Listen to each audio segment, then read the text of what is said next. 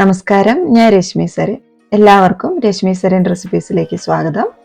Protein ധാരാളമുള്ള രുചികരമായിട്ടുള്ള ഒരു സിമ്പിളായിട്ടുള്ള healthy ചെറുപയർ ദോശേൻ്റെ റെസിപ്പിയാണ് ഇന്ന് ഞാൻ ഷെയർ ചെയ്യുന്നത്. അതിൻ്റെ കൂടെ തന്നെ ഒരു തക്കാളി ചട്നീൻ്റെ റെസിപ്പിയും കൂടെ ഷെയർ ചെയ്യുന്നുണ്ട്. അപ്പോൾ എല്ലാവരും വീഡിയോ ഒന്ന് മുഴുവനായിട്ട് കാണണം. തീർച്ചയായിട്ടും നിങ്ങൾക്ക് ഉപകാരപ്പെടും. ഷുഗറും കൊളസ്ട്രോളും BP ഒക്കെ കുറയ്ക്കുന്നതിന് ഏറ്റവും നല്ലൊരു പയറുവർഗ്ഗമാണ് ചെറുപയർ. അപ്പോൾ ചെറുപയർ വെച്ചിട്ട് സിമ്പിളായിട്ട് ഹെൽത്തി ആയിട്ട് എങ്ങനെയാണ് ഒരു ദോശ തയ്യാറാക്കാൻ നമുക്ക് കാണാം. ദോശ ഉണ്ടാക്കുന്നതിന് വേണ്ടിയിട്ട് 1/2 കപ്പ് ചെറുപയറാണ് എടുത്തിട്ടുള്ളത്. 1/2 കപ്പ് ചെറുപയർ 6 മുതൽ 8 മണിക്കൂർ വരെ ഒന്ന് വെള്ളത്തിലിട്ടിട്ട് കുതിർക്കുക. അതിനുശേഷം വെള്ളം കളഞ്ഞിട്ട് എടുക്കുക. ഇതിപ്പോൾ കുതിർത്തി എടുത്തിരിക്കുന്ന ചെറുപയറാണ്. കുതിർന്നു കഴിയുമ്പോൾ ഇതൊരു 1 കപ്പ് ചെറുപയറോളം ഉണ്ടാവും. ഈ ചെറുപയർ നമുക്ക് മിക്സിൻ്റെ വലിയ ജാറിലേക്ക് ഇട്ട് കൊടുക്കാം. ഇതിൻ്റെ കൂടെ തന്നെ എരിവിനായിട്ട് ഒരു പച്ചമുളക് ചേർത്ത് കൊടുക്കാം.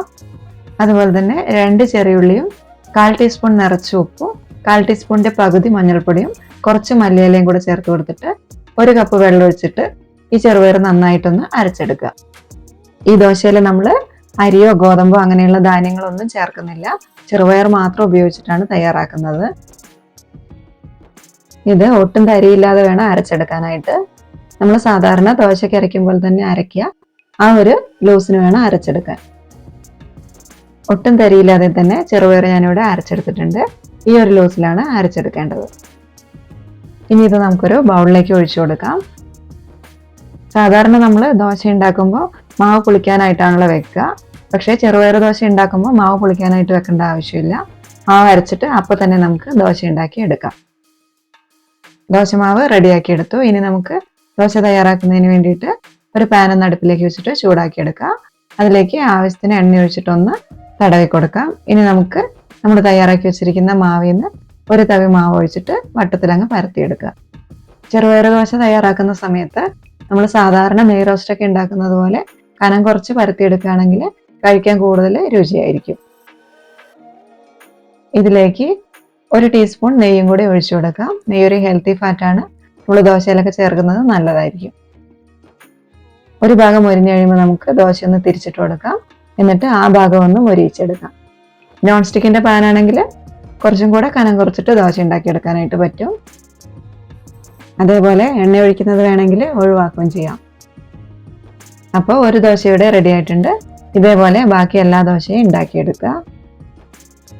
ഇനി ചെറുപയർ ദോശയ്ക്കൊരു ചട്നിയും കൂടി ഉണ്ടാക്കിയെടുക്കാം. ചെറുപയർ ദോശയ്ക്ക് എപ്പോഴും നല്ല സ്പൈസി ആയിട്ടുള്ള ചട്നി ആയിരിക്കും നല്ലത്. ഞാനിവിടെ ഒരു തക്കാളി ചട്നീൻ്റെ റെസിപ്പിയാണ് കാണിക്കുന്നത്. അതിനായിട്ട് ഒരു പാൻ അടുപ്പിലേക്ക് വെച്ചിട്ടൊന്ന് ചൂടാക്കിയെടുക്കുക. ഇതിലേക്ക് 1 ടേബിൾ സ്പൂൺ വെളിച്ചെണ്ണ ഒഴിച്ചു കൊടുക്കാം. വെളിച്ചെണ്ണ ഒന്ന് ചൂടായി വരുമ്പോൾ 1 ടീസ്പൂൺ കടലപ്പരിപ്പ് ചേർത്ത് കൊടുക്കാം. ഇതിൻ്റെ കൂടെ തന്നെ 5 വെളുത്തുള്ളിയും ഒരു വലിയ സവാള അരിഞ്ഞതും കൂടെ ചേർത്ത് കൊടുത്തിട്ട് നന്നായിട്ടൊന്ന് വഴറ്റിയെടുക്കുക. ഉള്ളി ഒന്ന് വഴന്നു വന്നു കഴിഞ്ഞാൽ ഒരു നുള്ളു മഞ്ഞൾപ്പൊടിയും 1 ടീസ്പൂൺ മുളക് പൊടിയും കൂടെ ചേർത്ത് കൊടുക്കാം. ഇത് സാധാരണ എരിവുള്ള മുളക് പൊടിയാണ്. ഇനി ചട്നിക്ക് നല്ല കളർ വേണമെങ്കിൽ 1 ടീസ്പൂൺ മുളക് പൊടിക്ക് പകരം 1 ടേബിൾ സ്പൂൺ കാശ്മീരി മുളക് പൊടി ചേർത്ത് കൊടുക്കാം. പിരിയ മുളക് പൊടി. തീ കുറച്ച് വെച്ച് പൊടി ഒട്ടും കരിഞ്ഞു പോകാതെ ഒന്ന് മൂപ്പിച്ചെടുക്കുക. ഇനി ഇതിലേക്ക് 2 വലിയ തക്കാളി അരിഞ്ഞത് കൂടെ ചേർത്ത് കൊടുക്കാം. കൂടെ ചട്നിക്ക് ആവശ്യമായിട്ടുള്ള 1/4 ടീസ്പൂൺ നിറച്ചും ഉപ്പും കൂടെ ചേർത്ത് കൊടുക്കുന്നുണ്ട്. ഈ സമയത്ത് ഉപ്പ് ചേർക്കുകയാണെങ്കിൽ തക്കാളിയൊക്കെ പെട്ടെന്ന് തന്നെ വെള്ളം വറ്റി വഴന്നു വന്നോളൂ. ഉള്ളിയും തക്കാളിയൊക്കെ ഒന്ന് വഴന്നു വന്നിട്ടുണ്ട്. ഇനി നമുക്ക് ഫ്ലെയിം ഓഫ് ചെയ്ത് കൊടുത്തിട്ട് ഇതൊരു പാത്രത്തിലേക്ക് മാറ്റി വെക്കാം. ഇനി ഇത് തണുത്ത് കഴിയുമ്പോൾ നമുക്ക് മിക്സിൻ്റെ ജാറിലിട്ടിട്ടൊന്ന് അടിച്ചെടുക്കണം. ഈ ഒരു ചട്നി വെള്ളമൊന്നും ചേർക്കാതെ അരച്ചെടുക്കുമ്പോഴാണ് കൂടുതൽ ടേസ്റ്റ്. പക്ഷെ കൂടുതൽ ചട്നി വേണമെന്നുണ്ടെങ്കിൽ കുറച്ച് വെള്ളം കൂടെ ഒരു 1/4 കപ്പ് വെള്ളമൊക്കെ ചേർത്തിട്ട് ഒന്ന് അടിച്ചെടുക്കാം. ഇതിനു മുൻപ് ഗോതമ്പ് ദോശൻ്റെ കൂടെ ഞാനൊരു തക്കാളി ചട്നീൻ്റെ റെസിപ്പി ഷെയർ ചെയ്തിട്ടുണ്ടായിരുന്നു. ആ ഒരു റെസിപ്പി വേണ്ടവർക്ക് ഗോതമ്പ് ദോശൻ്റെ വീഡിയോ നോക്കിയാൽ മതി. അതിൻ്റെ കൂടെ തന്നെ ഞാൻ തക്കാളി ചട്നീൻ്റെ റെസിപ്പിയും കൂടെ ഉൾപ്പെടുത്തിയിട്ടുണ്ട്. അപ്പോൾ ഇത് നന്നായിട്ട് അരച്ചെടുത്തിട്ടുണ്ട്. നമുക്ക് ഇതേപോലെ തന്നെ ഉപയോഗിക്കാം. ഇനി അതെല്ലാം കൂടുതൽ രുചിയോടുകൂടി ഉപയോഗിക്കണമെങ്കിൽ ഇതിലേക്കൊരു താളിപ്പും കൂടെ ചേർക്കാനുണ്ട്.